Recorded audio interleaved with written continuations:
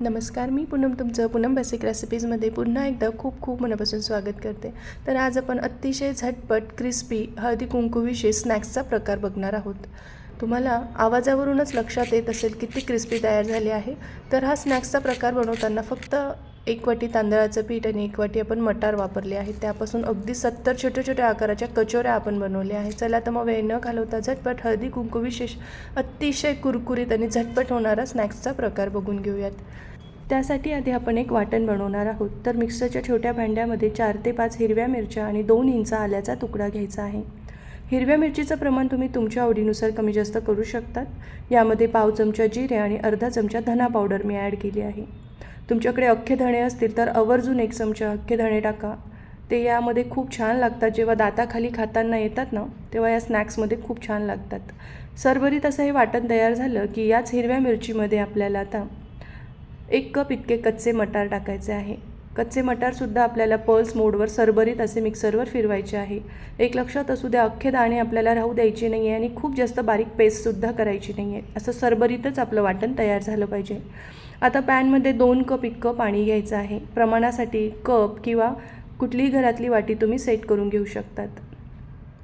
यामध्ये 1 चमचा तेल टाकायचं. पाण्याला उकळी आली की अर्धा चमचा हळद, पाव चमचा हिंग आणि 2 चमचे तेल टाकायचं आहे. तेल टाकल्यामुळे ना हे दिसायला खूप छान दिसतात आणि चवीलाही खमंग लागतात.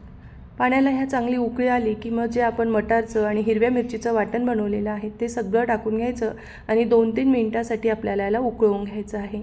आणि मग यामध्ये मी 2 चमचे गूळ टाकला आहे. त्याचबरोबर चवीनुसार मीठ टाकलेलं आहे. तर गुजरातमधला ढेकरा नावाचा एक पदार्थ आहे जो हिवाळ्यात भरपूर प्रमाणात बनवला जातो तिकडे. तर त्यामध्ये ना ऊसाचा रस वापरतात, पण आज आपण ऊसाचा रस न वापरता या ठिकाणी गूळ वापरलेला आहे. यामध्ये अर्धा कप बारीक चिरलेली कोथिंबीर टाकली आहे. तुमच्याकडे लसणाची पात असेल तर पाव कप बारीक चिरलेली लसूण पातसुद्धा तुम्ही यामध्ये ॲड करू शकतात. 2-3 मिनिट आपण मिश्रण शिजवून घेतल्यानंतर यामध्ये ना 1 कप इतकं तांदळाचं पीठ टाकायचं आहे. अर्धा कप ज्वारीचं पीठ टाकायचं आणि त्याचबरोबर 2 चमचे गव्हाचं पीठ टाकायचं आहे. तर मला ना इथे मीठ कमी वाटत होतं, त्यामुळे मी थोडं मीठ अजून वाढवलं आहे. त्यामुळे मिठाचं प्रमाण तुम्ही तुमच्या आवडीनुसार कमी जास्त करा. आणि त्याचबरोबर तुमच्याकडे ज्वारीचं पीठ नसेल तर तुम्ही ना यामध्ये तांदळाचं पीठ अर्धा कप वाढवून घेतलं तरीही चालेल. यामध्ये ना आपल्याला याला चांगलं मिक्स करायचं आहे. हे पीठ व्यवस्थित मिक्स करत असताना गॅसची फ्लेम मात्र आपल्याला लो ठेवायची आहे. आता ना हे पीठ आपल्याला वाफवून घ्यायचं आहे. त्यासाठी ना गॅसवर असा लोखंडाचा तवा ठेवायचा आणि त्यावर आपलं हे पॅन ठेवून घ्यायचं आहे आणि झाकण ठेवून मंद आचेवर 10 मिनिटासाठी याला वाफवायचं आहे. वाफवत असताना आहे ना एकदा 5 मिनिटानंतर याचं झाकण उघडायचं आणि पुन्हा याला चांगलं मिक्स करून घ्यायचं आहे आणि पुन्हा झाकण ठेवूयात आणि पुढील 5 मिनिट याला वाफवून घेणार आहोत. असं एकूण 10 मिनिटासाठी आपण हे पीठ वाफवून घेतलं आहे. पीठ वाफवलं गेलं की यामध्ये अर्धा लिंबाचा रस आवर्जून टाका, त्यामुळे ना या वड्यांना चव खूप छान येते. तर माझ्याकडून तो व्हिडिओ स्किप झालेला आहे लिंबाच्या रसाचा, तर तुम्ही आवर्जून टाका. तर आपलं हे मिश्रण किंवा हे पीठ छान शिजलेलं आहे. आता एका ताटामध्ये आपण हे काढून घेऊयात आणि हाताला सोसवेल इतकं गार झालं की मग आपल्याला हे मळून घ्यायचं आहे. तोपर्यंत तुम्हाला एक निवेदन आहे, तुम्ही अजून माझ्या चॅनलला सबस्क्राईब केलं नसेल तर प्लीज नक्की सबस्क्राईब करा आणि बेल आयकॉनवर क्लिक करा. सबस्क्राईब करणं पूर्णपणे फ्री आहे, निःशुल्क आहे. तर नक्की चॅनलला सबस्क्राईब करा. तुम्ही माझे व्हिडिओ तुमच्या मित्रमैत्रिणींनासुद्धा शेअर करू शकतात. हलकंसं हे मिश्रण आहे ना गार झालेलं आहे आणि आता मी हे मळून घेणार आहे.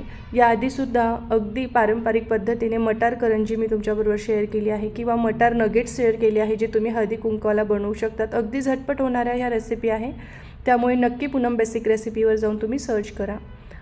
हे बघा, हे पीठ छान मळलं गेलं की अर्धा चमचा तेल लावायचं आणि अगदी याचा सॉफ्ट गोळा करून घ्यायचा आहे.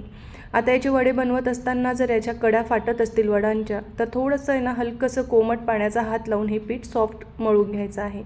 हे बघा, यातून हवा तितका छोटा मोठा गोळा घ्यायचा आणि हे बघा असं हातावर मळत याला छोटे छोटे आकारामध्ये कचोऱ्या तयार करून घ्यायच्या आहे किंवा असे वडे तयार करायचे आहे. एकसारखे हे वडे होण्यासाठी ना तुम्हीसुद्धा घरातली कुठलाही मेजरिंग स्पून घेऊ शकतात आणि एकसारखे तुम्ही हे बनवून घेऊ शकतात. तर काही मी या ठिकाणी असे वडे तयार करून घेतले आहे. तर तुम्हाला याला काय वाटतं, मी कचोरी नाव देऊ की वडे नाव देऊ, मला कमेंट करून नक्की सांगा.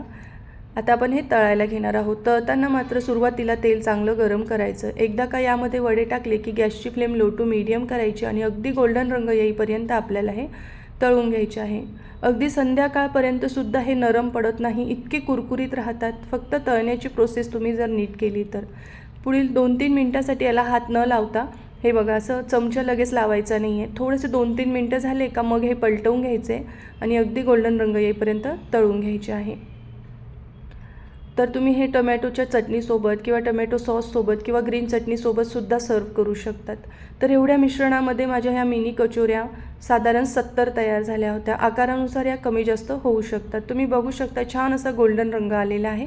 आता मी यातून तेलातून काढून घेतलेले आहे आणि राहिलेल्यासुद्धा याच पद्धतीने तळून घेणार आहे.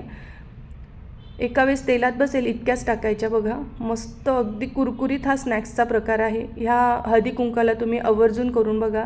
तर मी हा स्नॅक्सचा प्रकार सॉसबरोबर सर्व केला आहे. तुम्हीसुद्धा करून बघा. रेसिपी आवडली तर कमेंट करून नक्की सांगा. धन्यवाद.